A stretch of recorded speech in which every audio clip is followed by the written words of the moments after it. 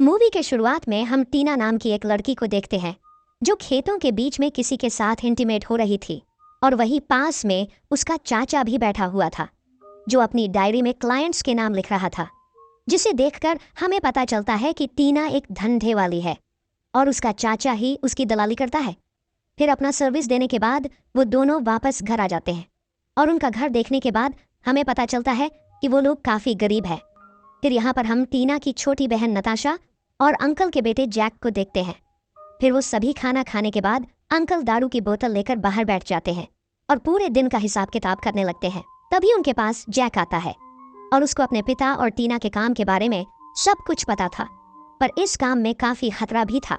इसीलिए जैक अपने पिता को एक चाकू देता है ताकि वो अपने सेल्फ डिफेंस में उसका इस्तेमाल कर सके। फिर अगले दिन टीना और उसके अंकल एक क्लाइंट से मिलने के लिए निकल जाते हैं, लेकिन वो क्लाइंट काफी गुस्सैल था और इंटीमेट के दौरान वो टीना को मारने पीटने लगता है, लेकिन टीना को यह सब पसंद नहीं था और वो चिल्लाने लगती है। वहीं बाहर टीना का चाचा ड्रिंक कर रहा था। तब टीना के चिल्लाने की आवाज सुनकर वो उस रूम के अंदर पहुंच जाते हैं और अंदर आकर वो उस क्लाइंट से रोकने के लिए कहते हैं, लेकिन वो क्लाइंट उसकी बातों को नहीं मान रहा था।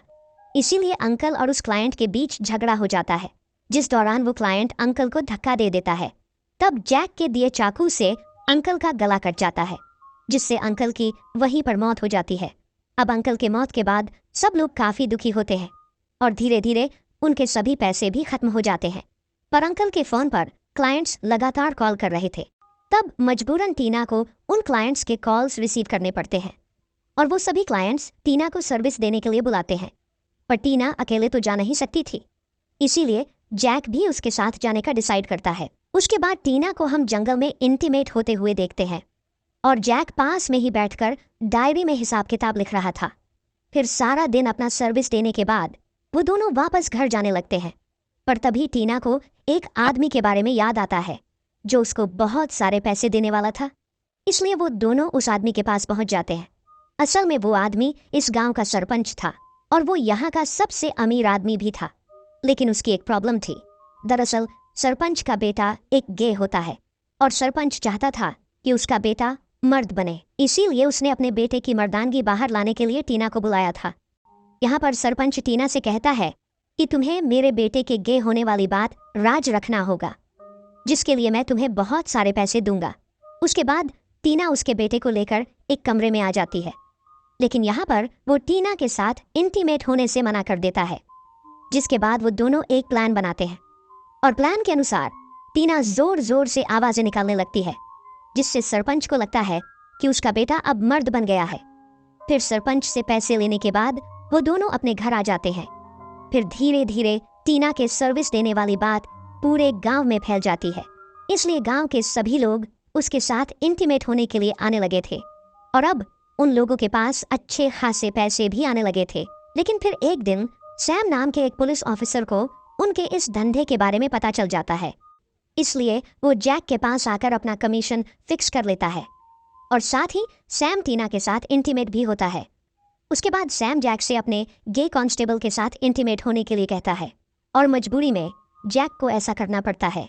फिर इसी तरह कई महीने बीत जाते हैं और जैक भी गांव की औरतों को सर्विस देने लगा था। फिर एक दिन जब जैक और टीना अपने घर जा रहे थे, तभी रास्ते में उन्हें ऑफिसर सैम मिलता है और सैम उनसे अपना कमीशन लेकर वहां से चला जाता है। उसके बाद हम देखते हैं कि टीना की तबीयत काफी खराब हो जाती है, जिसे देखकर जैक दवाई लेने के लिए बाहर जाता है। इसी दौरान सैम भी गांव का दौरा कर रहा था। तभी उसकी नजर एक लड़की पर पड़ती है और सैम को वो लड़की काफी पसंद आ जाती है। इसीलिए वो उस लड़की का पीछा करने लगता है और उसका पीछा करते हुए वो उसके घर तक पहुंच जाता है। फिर वहीं दूसरी तरफ हम उस गे कांस्टेबल को देखते हैं जो दारू के नशे में धुत था। तभी जैक वहां पर आता है और वो उसको इंटीमेट होने का बहाना देकर एक जगह पर ले जाता है और फिर वो उसके वॉलेट से सारे पैसे निकाल लेता है और साथ ही वो उसके महंगे घड़ी को भी ले लेता है। उसके बाद वो कांस्टेबल से चुराए गए पैसों से टीना के लिए मेडिसिन ले जाता है। फिर मेडिसिन लेने के बाद टीना की तबीयत काफी अच्छी हो जाती है, लेकिन हम देखते हैं कि जैक ने कांस्टेबल की घड़ी को नहीं बेचा है और उसने वो घड़ी अपने हाथों में पहन रखा है। इसीलिए ऑफिसर सैम उसके हाथ में वो घड़ी देख लेता है और हाथ में वो घड़ी देखने के बाद सैम उसको चोरी के इल्जाम में जेल में डाल देता है। फिर लॉकअप में जैक उसी लड़की को देखता है जिस लड़की का पीछा सैम कर रहा था। इसका मतलब इस सैम ने उस लड़की को किडनैप कर लिया था, लेकिन उसने अब तक उसको हाथ भी नहीं लगाया था, क्योंकि सैम उसके साथ जबरदस्ती करना नहीं चाहता है, बल्कि वो उसके मर्जी से ही उसके साथ इंटीमेट होना चाहता है।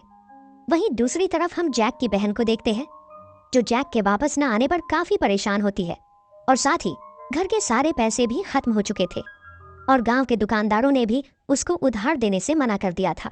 फिर वो घर वापस आ जाती है, लेकिन तभी अचानक कमजोरी के कारण वो बेहोश होकर गिर जाती है।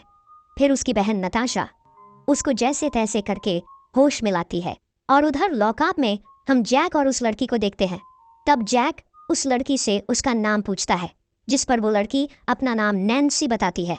अब नैन्सी जैक से मदद मांगती है, लेकिन यहाँ पर जैक की तो खुद के ही लगे पड़े थे, तो वो नैन्सी की मदद कैसे करता।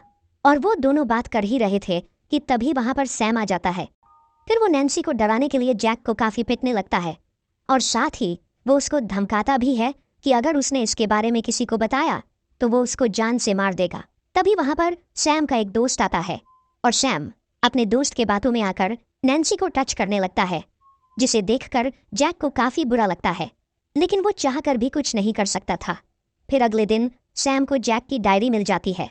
फिर वो उस डायरी को लेकर जैक के पास आता है, और वो उससे क्लाइंट्स के बारे में पूछताछ करने लगता है।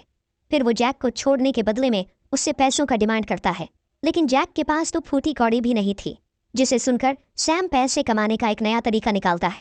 फिर वो सैम के डायरी से एक क्लाइंट को कॉल करता है, और वो उसको नैन्सी के साथ मजे करने के लिए यहाँ पर बुलाता है। फिर वो क्लाइंट नैन्सी को देखकर काफी उत्तेजित हो जाता है, इसीलिए वो नैन्सी से उसको प्लेजर देने के लिए कहता है, लेकिन नैन्सी काफी जोर जोर से चिल्लाने लगती है। तब उसकी आवाज सुनकर सैम यहाँ पर आता है, और वो उस आदमी को वहां से भगा देता है, जिसे देखकर जैक समझ जाता है कि सैम ये सब करके पैसे कमाना चाहता है। इसीलिए वो सैम से कहता है कि ये काम मैं और टीना कर सकते हैं, लेकिन इसके लिए तुम्हें टीना को यहाँ पर लाना होगा। जिसे सुनकर सैम टीना को लाने के लिए उसके घर पहुंच जाता है, लेकिन नैन्सी को यहाँ पर लाने के बाद सैम उसको भी जेल में बंद कर देता है। अब टीना को कुछ भी समझ में नहीं आ रहा था कि ये सब क्या हो रहा है। तब जैक उसको समझाने लगता है कि तुम्हें नैन्सी को सैम के साथ इंटीमेट होने के लिए मनाना होगा, और ऐसा करने के बाद वो हमें आजाद कर देगा।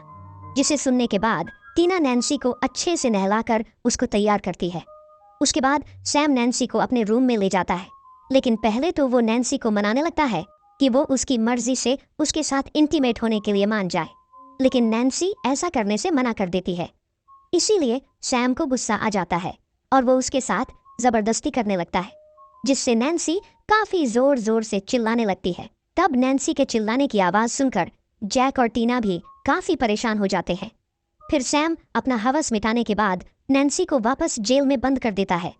उसके बाद अगली रात सैम फिर से नैन्सी को अपने कमरे में ले जाने के लिए वहां पर आता है, लेकिन टीना उसको समझाते हुए कहती है कि नैन्सी के साथ ऐसा पहली बार हो रहा है, इसीलिए उसकी हालत काफी खराब हो गई है, और अगर तुम चाहो तो मेरे साथ ये सब कर सकते हो। जिसे सुनकर सैम काफी खुश हो जाता है, और फिर वो उसके साथ वहीं पर इंटीमेट होने लगता है। लेकिन इसी दौरान टीना एक चाकू उठाती है, और वो सैम का गला काट देती है। फिर वो चाबियां लेकर जैक को आजाद करती है। तब गुस्से में नैन्सी एक डंडा उठाती है, और वो उस डंडे को सैम के पीछे घुसा देती है, जिससे सैम की मौके पर ही मौत हो जाती है। और उसको मरा हुआ देखकर नैन्सी को काफी सुकून मिलता है।